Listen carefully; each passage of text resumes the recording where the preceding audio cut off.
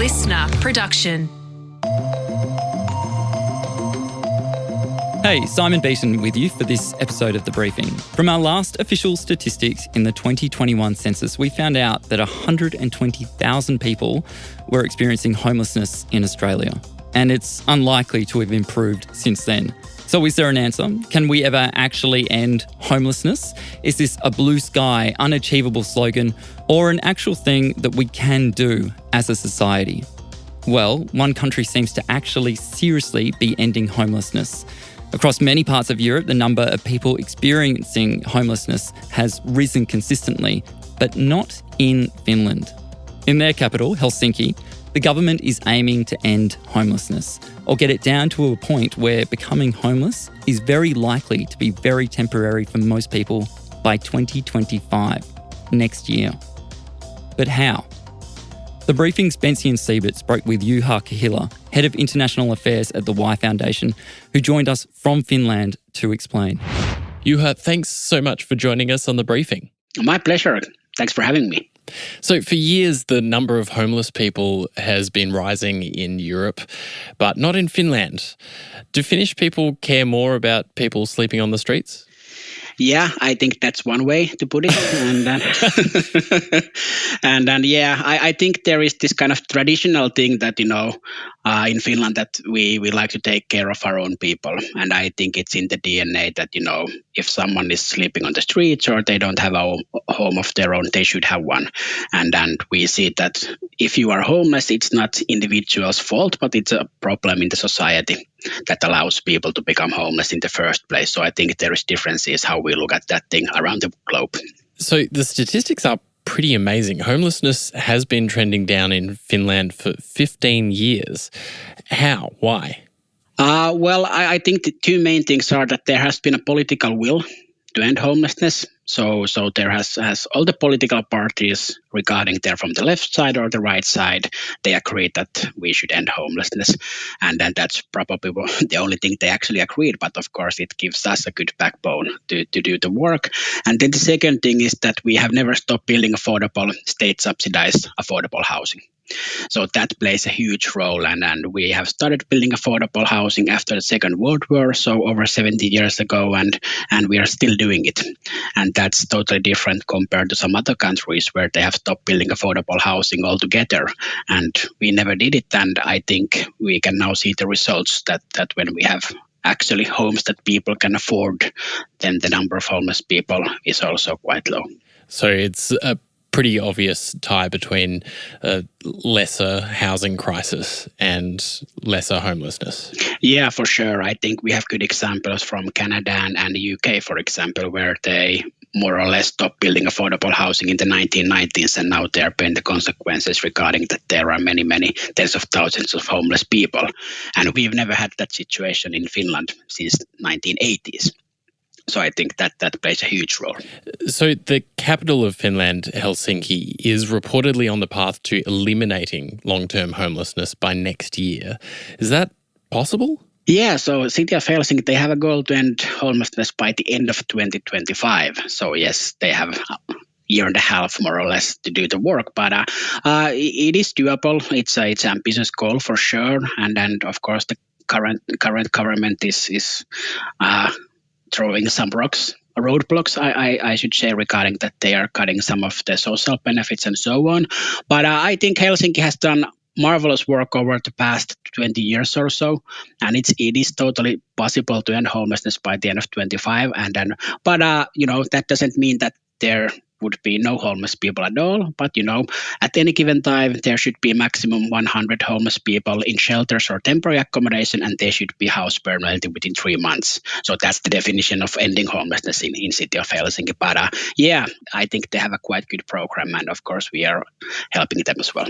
Because people and politicians, I suppose, in Australia do talk about ending homelessness, but it's always seemed like this kind of mythical future state that's not actually something that you can end. How do you feel about that view?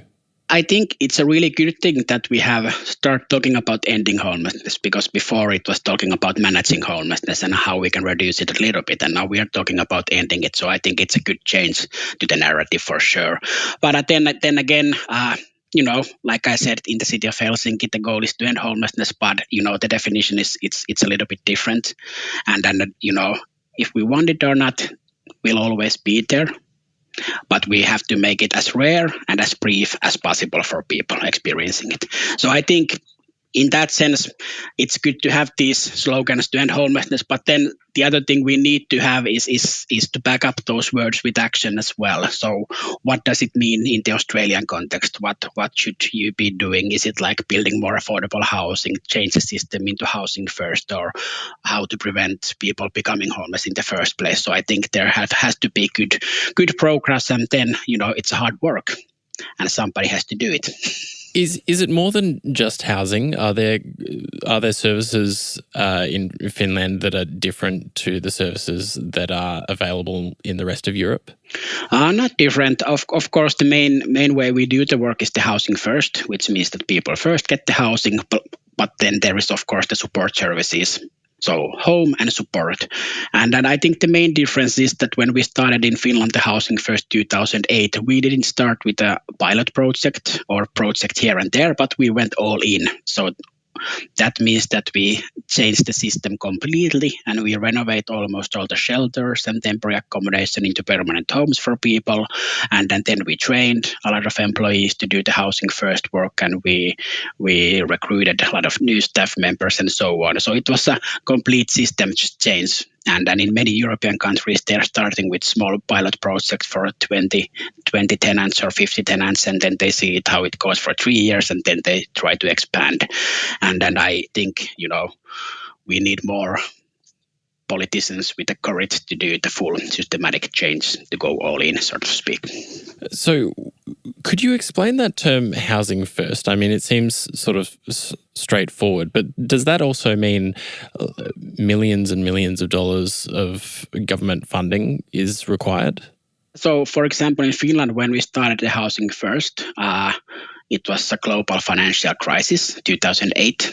So it was a recession almost everywhere, and we were able to pull out the money and put it to renovate the shelters and temporary accommodation. So of course it cost quite a bit of money for sure. But then again, I think what the countries and cities can do is to see how they are using the money they have at the moment, and if there are some ways they could allocate that existing money differently, for example, because a lot of the money at this moment goes into these really expensive emergency services that won't end homelessness, more shelters, more temporary accommodation. So if we could allocate some of that money into prevention work, for example, we would have less homeless people in the future and so on. So of course you need new money as well, but then to see how you're allocating the existing money that you have already in the system. Can you give us some idea of the personal impact that this kind of policy has on someone who's experiencing homelessness in Finland?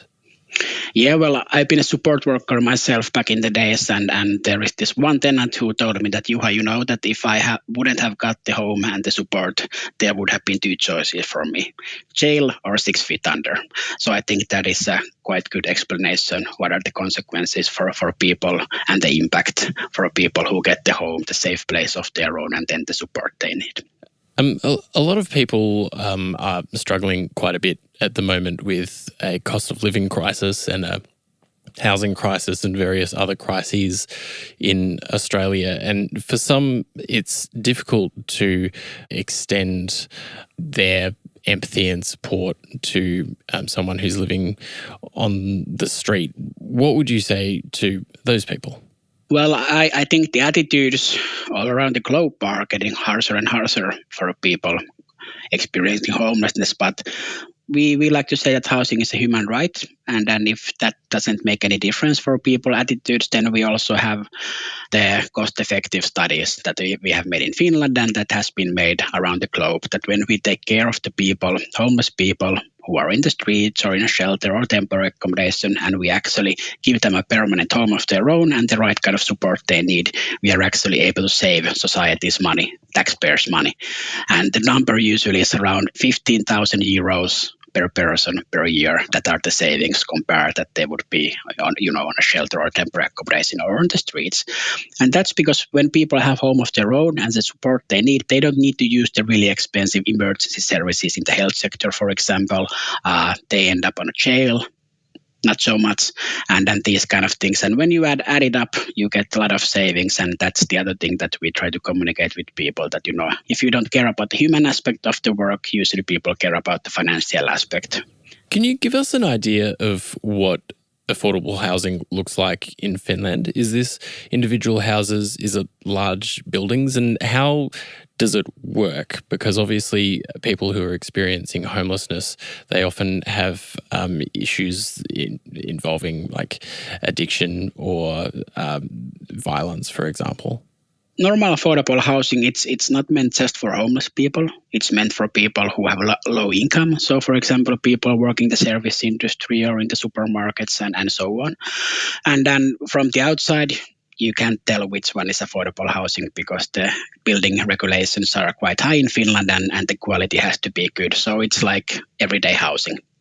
But then we also have, like I said, in 2008, we renovate a lot of the shelters and this temporary accommodation into permanent housing first units. And that means that there can be, let's say 50 apartments in one building, and all the tenants living there are former homeless people. But there we have integrated the support services to that unit. So there is 24/7 support is nearby when they need it.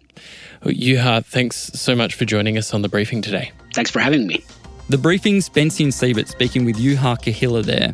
That's it for this afternoon's episode. We'll be back in your feed tomorrow at 6 a.m. and again at 3 p.m. And in the meantime, if you've enjoyed this episode or our recent series Doctor's Note or any other episode of The Briefing, tell your friends about it. I'm Simon Beaton, and hey, thanks for listening.